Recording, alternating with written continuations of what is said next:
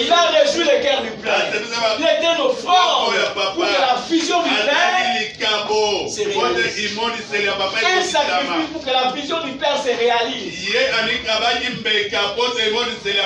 Est-ce qu'aujourd'hui c'est comme ça? Est-ce que nous sommes dans le même sentiment que nos leaders?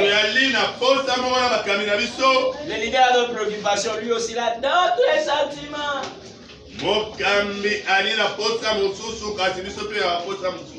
Beaucoup de personnes ont compris, mais d'autres n'ont pas compris. Dans un langage simple, ça veut dire quoi? Les gens doivent entrer et épouser la vision de l'homme de Dieu.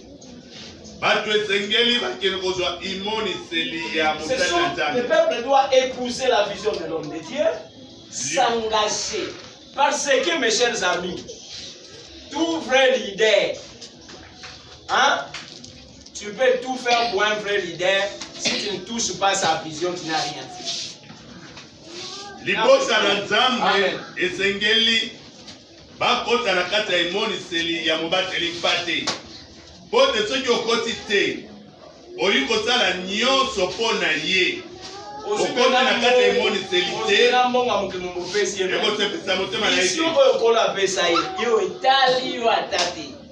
Lobaza visionnaire à Lukuta, to Moussali à Lukuta.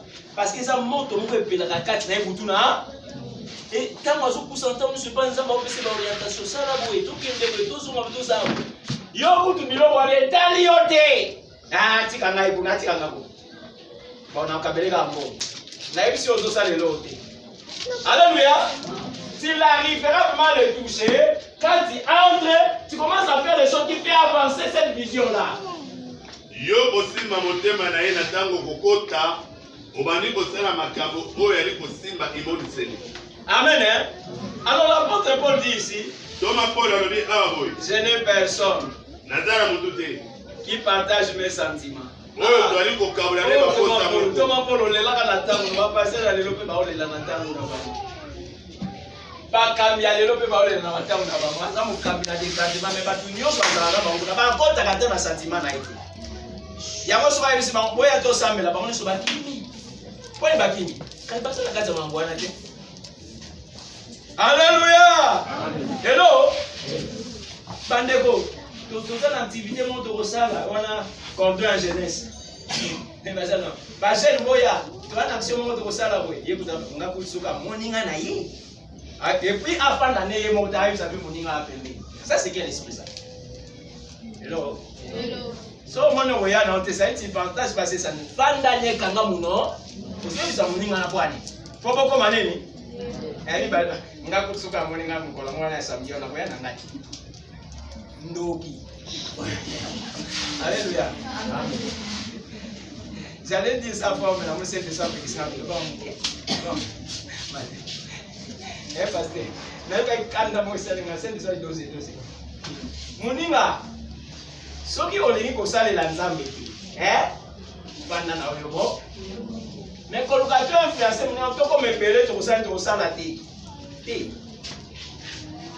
amen kosala eloko wana te ça eloko wana te parce que ozo péché doublement triplement quintruplement je sais pas combien ça devient très grave. Le sentiment du leader, le sentiment du responsable, le sentiment de je n'ai personne qui partage mes sentiments. L'église soutient son pasteur en partageant ses sentiments.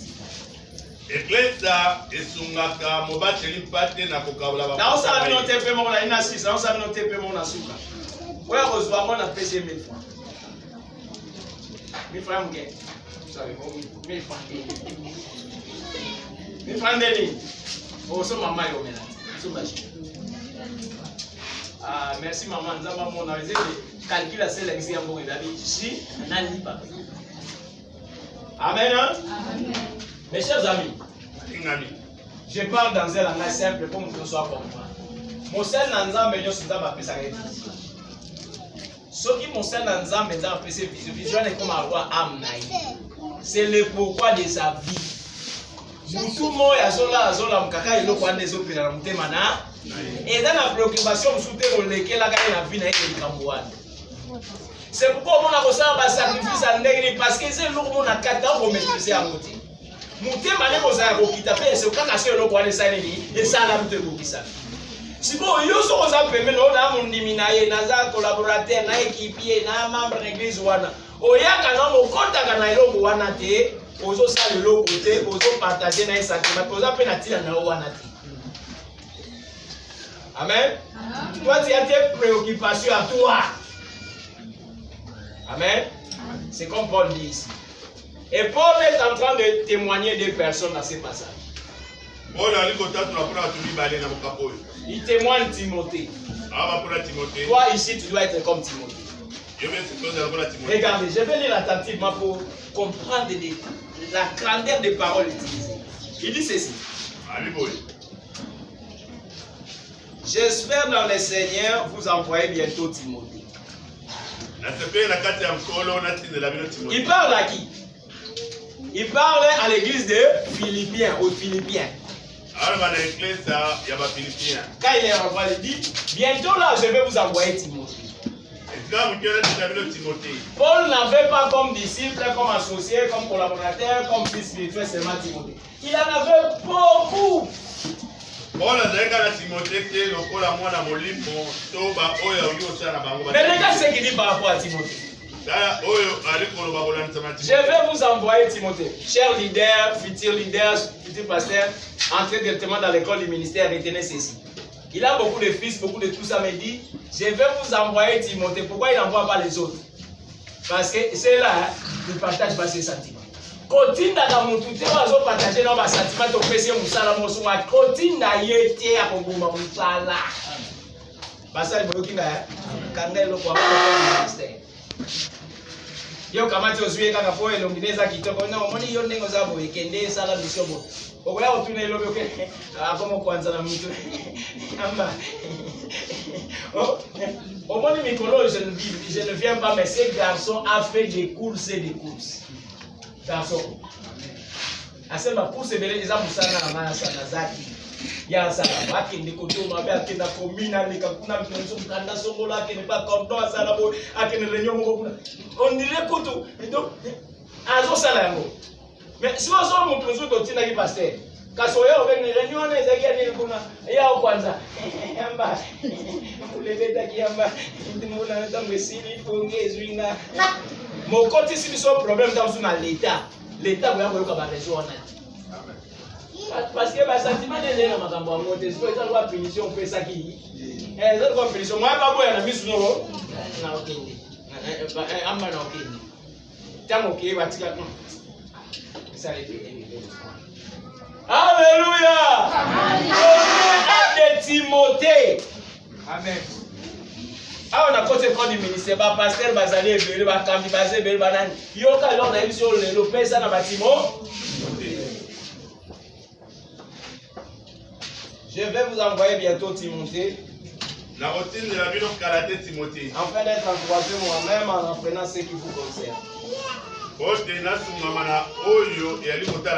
je n'ai personne ici qui partage mes sentiments.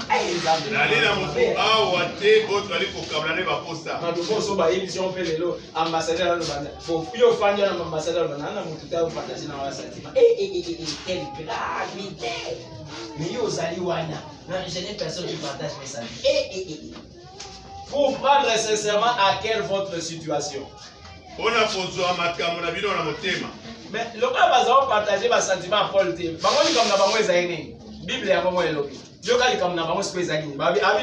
tous en effet cherchent leur propre.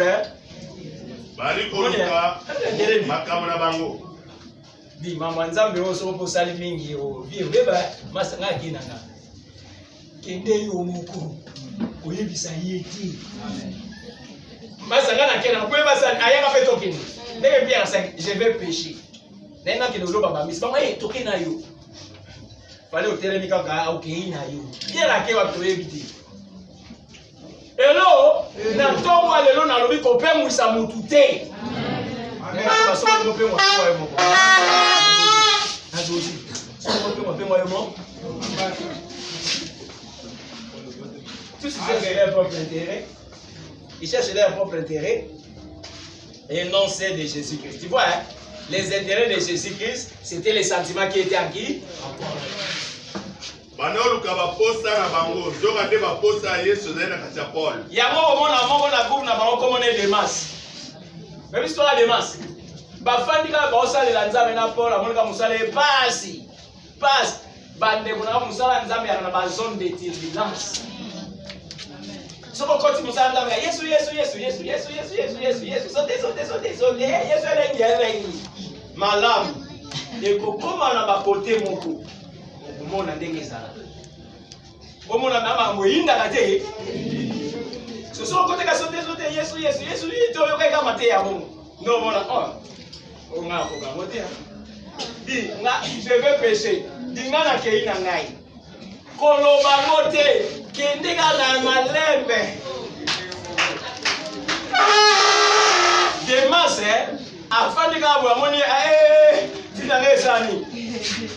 Demas abenda na tanga na suite histoire kuna tenza. Demas asutola Paul akenda. Abi akiko luka mangwa souci à siècle près. Ah, mon Dieu, maman ça me va mettre forme forte. Hein Christian? Maman ça va mettre forme mais quand yoga va monter des prières, massa. Na ko insulter. Akiko ka mama forme. Demas ça saigne. Attends-moi.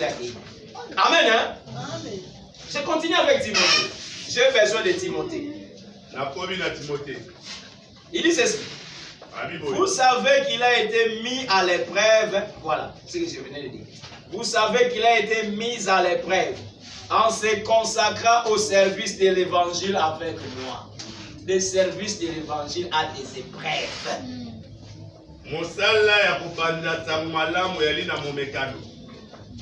Il dit, Timothée a été mis à l'épreuve en se consacrant au service de l'évangile avec moi. Timothée alingaki na momekano na kosala samalam. Comme ça j'aimais, comme un enfant avec son père. Lokola mwana elongo na tata na ye. Timothée travaillait avec Paul comme son père.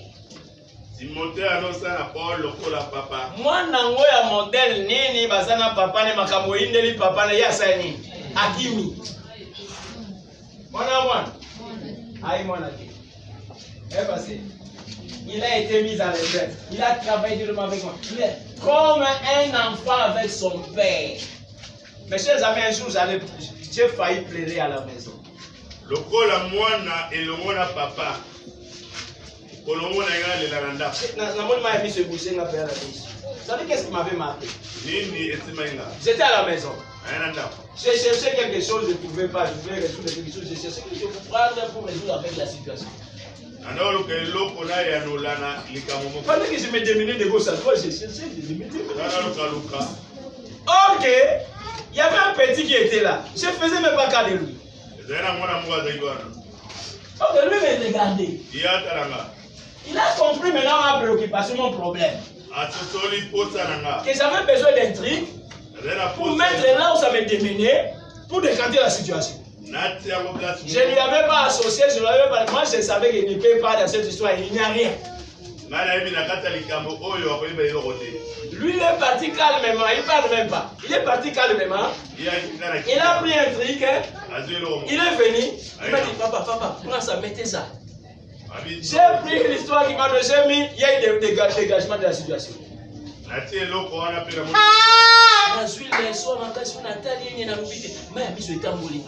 C'était le petit Josué. Donc, là, mon colo papa n'a bloqué le zoom quand ça nini.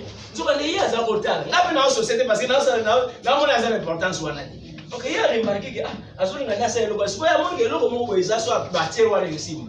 Aki azuri même pas. Prenez ça va mettre là. Natie. Un enfant. Mwana avec son père. Comment tu te comportes avec ton pasteur? Pendant qu'il se démène, tu regardes et tu fouilles. Tu vois, tu peux faire quelque chose. Ça, ce n'est pas un enfant. Un enfant aussi, qu'est-ce qu'il lui trouve? Qu'est-ce qui lui dérange? Qu'est-ce qui le préoccupe? Quels sont ses sentiments? Qu'est-ce qui ne va pas? Qu'est-ce que moi je vais faire?